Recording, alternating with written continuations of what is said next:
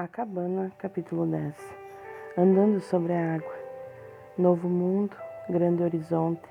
Abra os olhos e veja que é verdade. Novo mundo, do outro lado das assustadoras ondas azuis. David Wilcox. Jesus terminou de lixar o último canto do que parecia um pequeno baú que estava numa bancada da carpintaria. Passou os dedos pela borda lisa, sorriu satisfeito e pousou a lixa. Saiu pela porta espanando o pó do jeans e da camiseta enquanto Mac se aproximava. Olá, Mac. Eu estava dando os últimos retoques no meu projeto para amanhã. Gostaria de dar uma volta? Mac pensou no tempo que haviam passado juntos na véspera, sob as estrelas. Se você vai, eu gostaria sim, respondeu. Por que vocês vivem falando sobre amanhã? É um grande dia para você. Um dos motivos pelos quais está aqui. Vamos, há um lugar especial que quero lhe mostrar, do outro lado do lago, e o panorama é indescritível. De lá se podem ver alguns dos picos mais altos. Deve ser fantástico, respondeu Mac entusiasmado. Parece que você pegou o lanche, então podemos ir. Em vez de se desviar para algum lado do lago, onde devia haver uma trilha, Jesus foi direto ao cais. O dia estava luminoso e lindo. O sol esquentava a pele, mas não demais, e uma brisa fresca e perfumada acariciava o rosto dos dois, suave e amorosamente.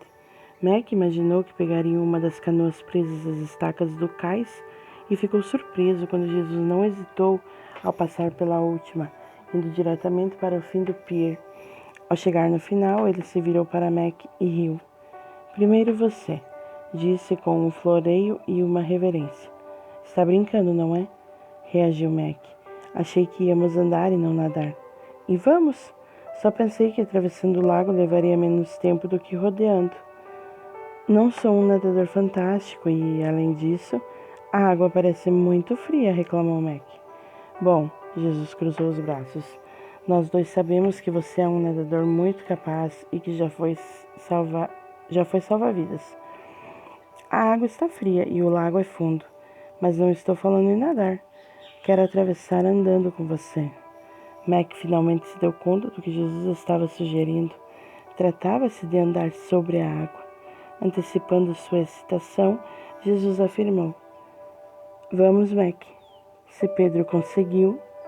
Mac riu nervosamente.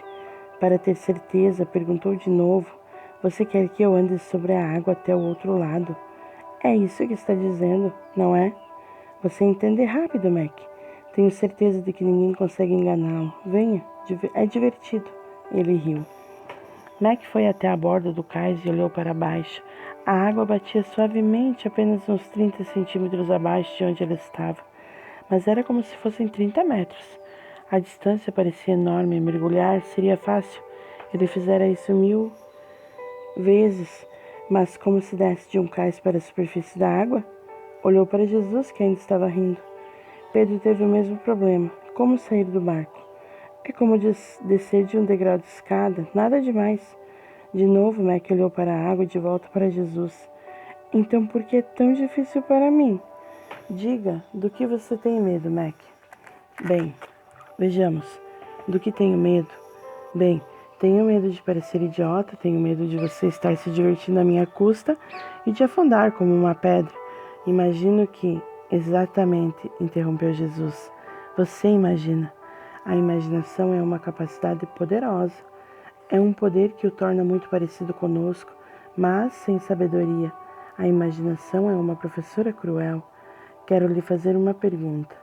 Você acha que os humanos foram criados para viver no presente, no passado ou no futuro? Bom, disse Mac, hesitando. Acho que a resposta mais óbvia é que fomos criados para viver no presente. Estou errado?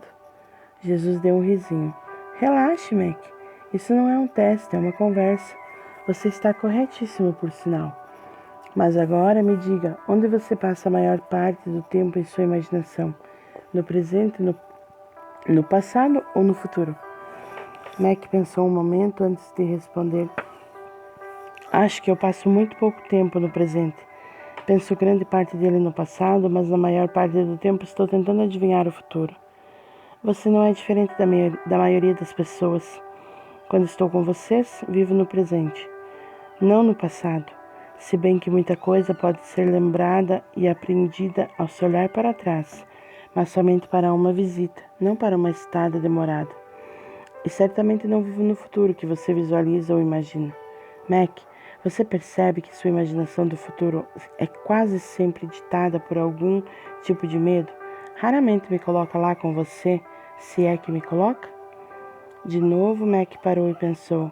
Era verdade. Ele passava um bocado de tempo se aborrecendo, se preocupando com o futuro, e em sua imaginação, o futuro geralmente era muito sombrio, deprimente e mesmo horrível. E Jesus também estava correto ao dizer que, do modo como Mac imaginava o futuro, Deus estava sempre ausente. Por que faço isso? Perguntou Mac.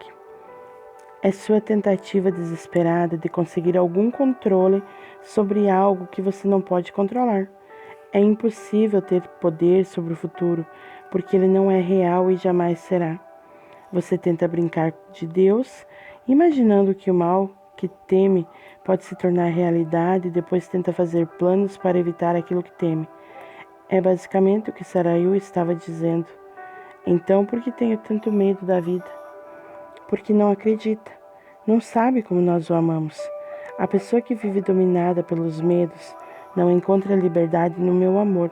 Não estou falando de medos racionais, ligados a perigos reais, e sim de medos imaginários, especialmente da projeção desses medos no futuro.